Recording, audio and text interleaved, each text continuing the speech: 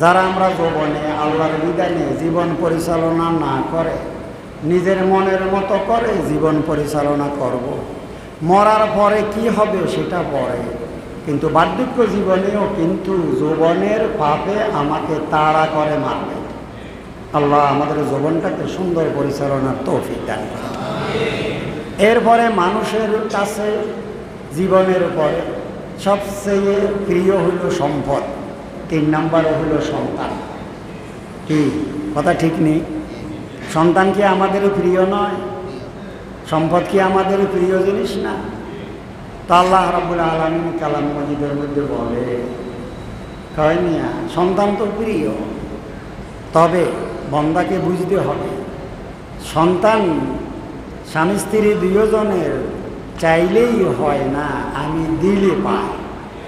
তাই সন্তান কেন্দ্রিক তোমার আমার সবাই এই বিশ্বাসটা রাখতে হবে যে সন্তান আল্লাহরই দান। বলেন সন্তান কার? আল্লাহর দান। আমার প্রিয়, দান করছে কে? আল্লাহ।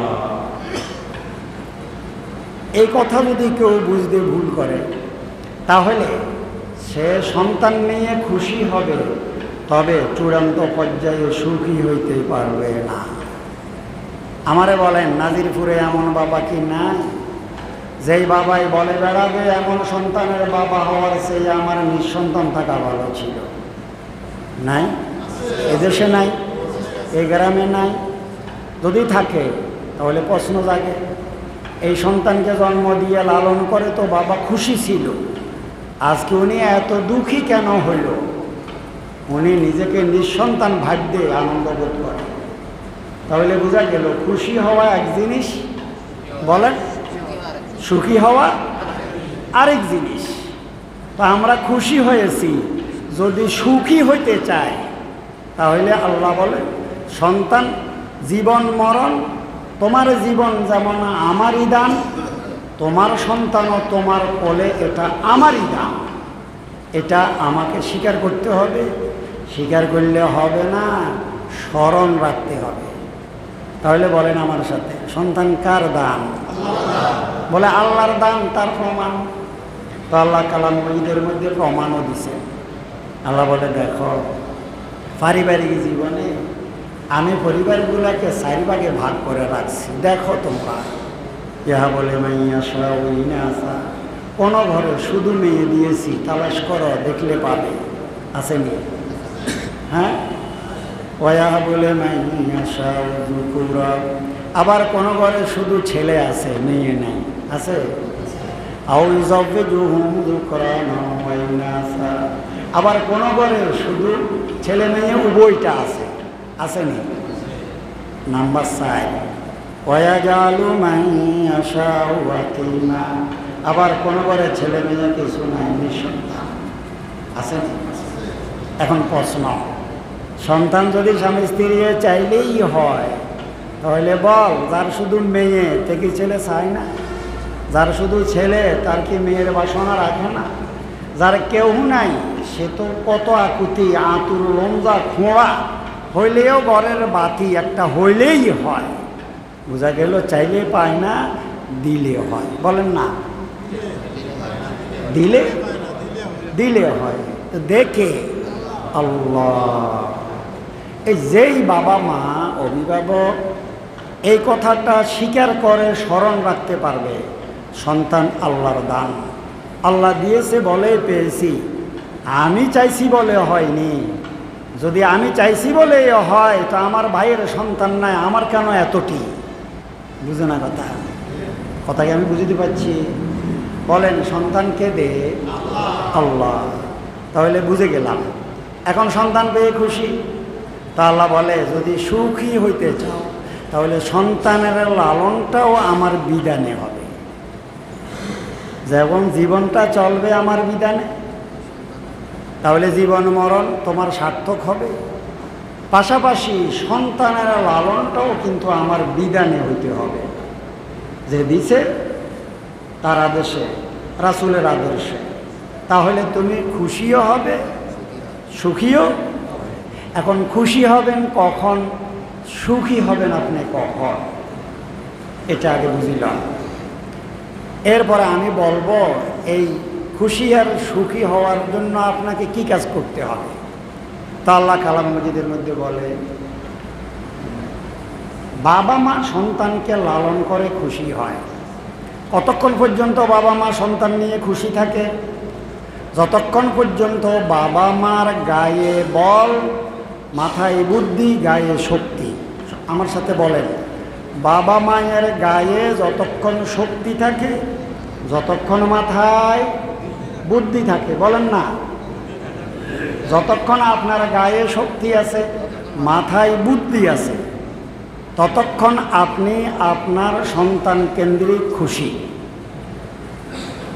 বয়স আপনার কত সেটা দেখার বিষয় না। আপনি যদি 80 বছর বয়সেও হন, আপনার বুদ্ধি আর শক্তি যদি সচল থাকে, তাহলে আপনি সন্তান কেন্দ্রিক খুশি। এটা আপনার খুশির পর্ব।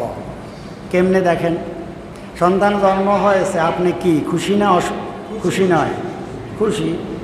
ছেলেটা MA পাস করছে, বলেন খুশি। চলে গেছে জাপানে, বলেন না, লাখ টাকার মাইনা পায় মাসে মাসে, এই টাকা আপনার কাছে পাঠাইবে।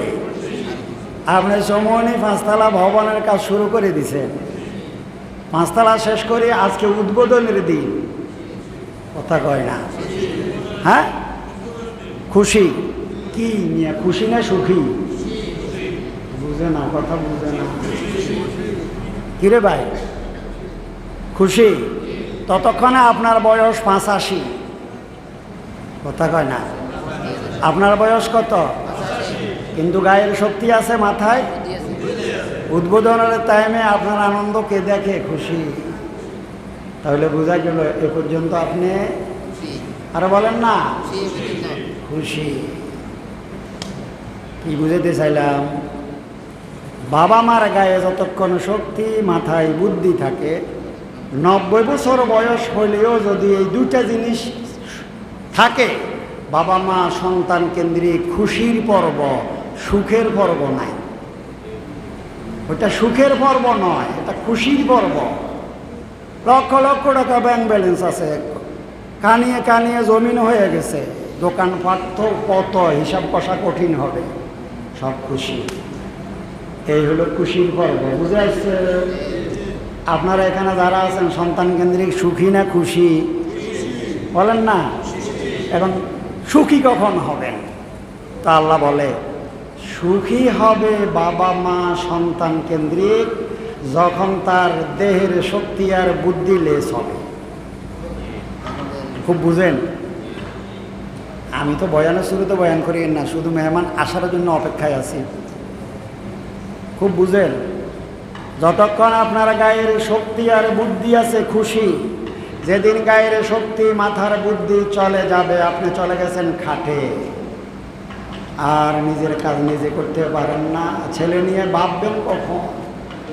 85 বছর পর্যন্ত স্বপ্ন দেখছেন ছেলে আর ছেলের টাকা নিয়ে। এখন আপনি কোথায়? খাটে, বলেন না কোথায়? শরীরে শক্তি, ব্যাংক ক্লোজ হয়ে যাবে, কথা কয় না। আর বলেন না, ব্যাংক কি হয়ে যাবে? টাকা মানি অর্ডার কি হয়ে যাবে? আর বলেন না, ক্লোজ। ছেলের হ্যালো বন্ধ হয়ে যাবে, হ্যালো বন্ধ হয়ে যাবে। 10 বার খবর দিলে একবার আসবে। আস্তে আস্তে ওরা আস্তে আড়াল হয়ে যাবে। কেন? ছেলের স্বার্থ পুড়িয়ে গেছে। বলেন, আমার সাথে বলেন, ছেলের স্বার্থ কি হয়ে গেছে? পুড়িয়ে গেছে। কেন পুড়িয়ে গেছে? আমার শক্তি আর বুদ্ধি লেস হয়েছে। যতক্ষণ শক্তি বুদ্ধি ছিল, এটাকে বাবা ডাকছে, এটাকে কাজে লাগাইছে, এই জন্যই টাকা দিছে, এই টাকা বিনিয়োগ করছে, এই টাকা দিয়ে 5তলা ভবন হয়েছে, আরও অনেক স্বপ্ন দেখছে। বাবার মূল পুঁজি ছিল তার দেহের শক্তি আর মাথার বুদ্ধি। যেদিন এটা চলে গেল, খাটে চলে গেল, ছেলে আস্তে আড়াল হবে। এখন আসেন, তা আল্লাহ কি বলে? ক্লিয়ার হবে না, আমাদের বোঝার দরকার নেই।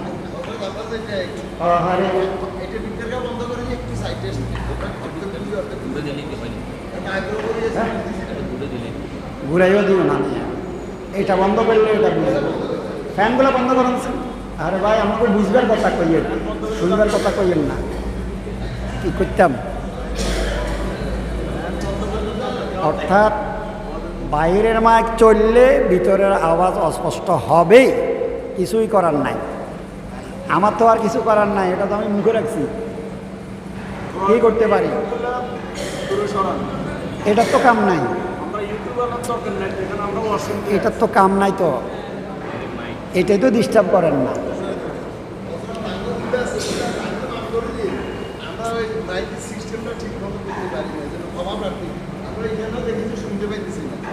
আমি আমি আমি